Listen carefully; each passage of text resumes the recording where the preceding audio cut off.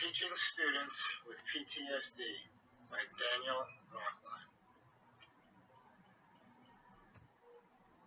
Teaching Students with PTSD by Daniel Rockline.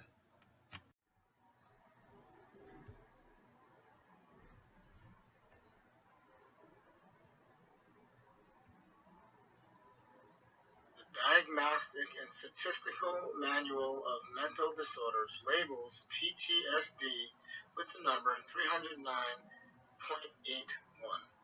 PTSD is an anxiety disorder that develops in relation to an event which creates psychological trauma in response to actual or threatened death, serious injury, or sexual violation.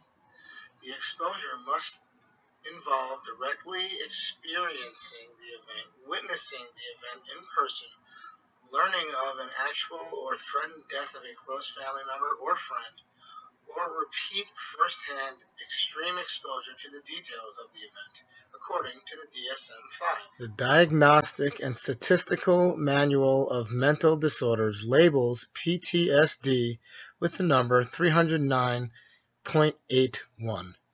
PTSD is an anxiety disorder that develops in relation to an event which creates psychological trauma in response to actual or threatened death, serious injury, or sexual violation.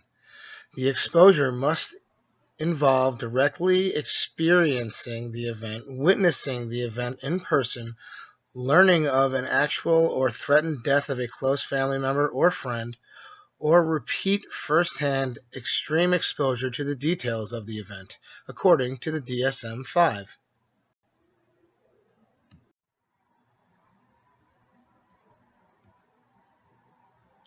As someone who comes from the field that PTSD was closely focused on, the Army, I have had a lot of interaction with adults that are living with this affliction.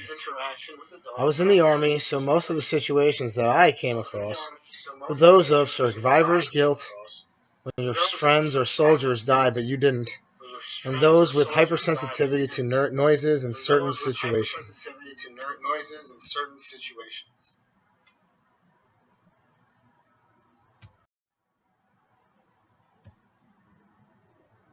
If a child comes from a background where physical abuse is or was prevalent, those signs are ones most teachers can pick up on.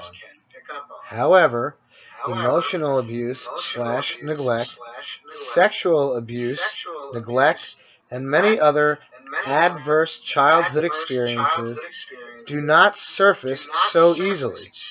When dealing with children or adults who went through these things as children, we now refer to the trauma or what causes PTSD as ACEs, adverse childhood experience.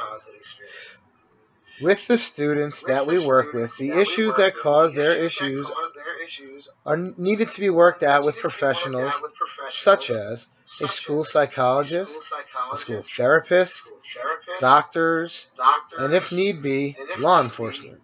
Our job as educators is to create a safe and trusting environment so the student can possibly have the opportunity to learn and socialize. These children may not be in a war zone like the men and women of our armed services, but these children have had a physiological response to whatever stressor in their life may be.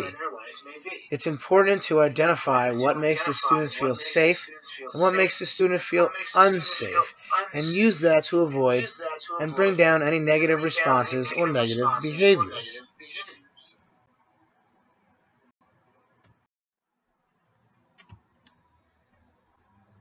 Students who have had many ACEs tend to exhibit behaviors such as having low impulse control. They tend to participate in high-risk behaviors. High-risk behaviors that are dangerous, that go against social norms, etc. Problems externalizing behaviors, problems sleeping, problems eating, substance abuse, oppositional behaviors, going against authority, and reenacting the trauma, whether it be violence, sexual, or emotional.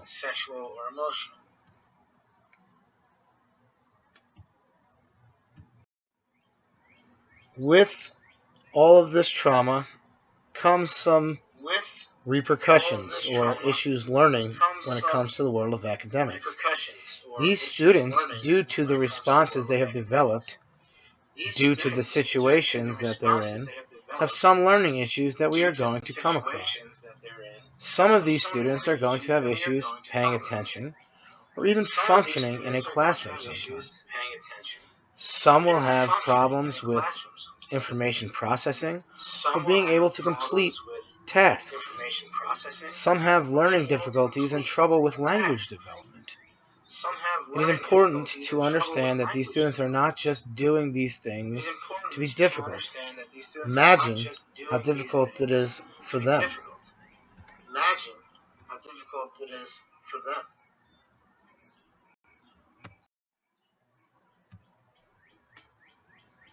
These students are going to have a variety of issues that are derived from the trauma that they have endured.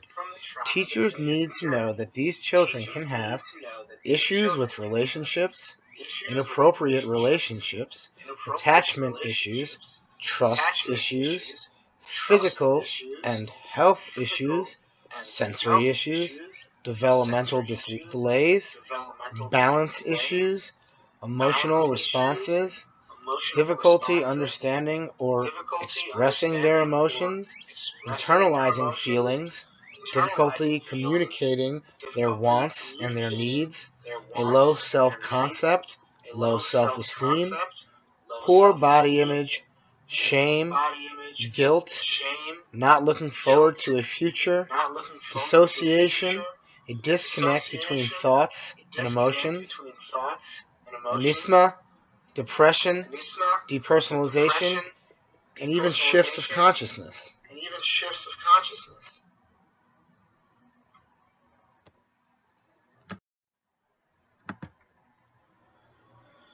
Teachers who have students in this community need to understand what it is they are dealing with and not take these students' behaviors personally. Once a teacher lets go of the idea that the behavior is done for defiance, then can start to work towards facilitating learning. The most effective way that I have found to be an effective teacher with special or general education is to gain my students' trust. With this community, this is especially true. If you say you are going to do something, do it. Be honest, be genuine. Now, this is much easier if you are that type of person to begin with. But even so, with this group, you may have to overextend a little bit. Teachers need to know the area that these students come from. If you do not understand the child's surroundings, you'll have a tough time understanding the student. Teachers also need to understand the culture of the home as well. We do not always get to know all the information that we want. However, keeping yourself informed and educated is the best way to serve your students. The teacher must care and be consistent. If you show you care, the student is going to trust you. This is because the student has had past experiences with adults or people they trust that have led to these PTSD symptoms. We as educators need to understand and not take these things personally. We also need to be consistent and supportive. These children especially need structure and a source of guidance that isn't tainted in some way. A good teacher can provide that for a student dealing with PTSD.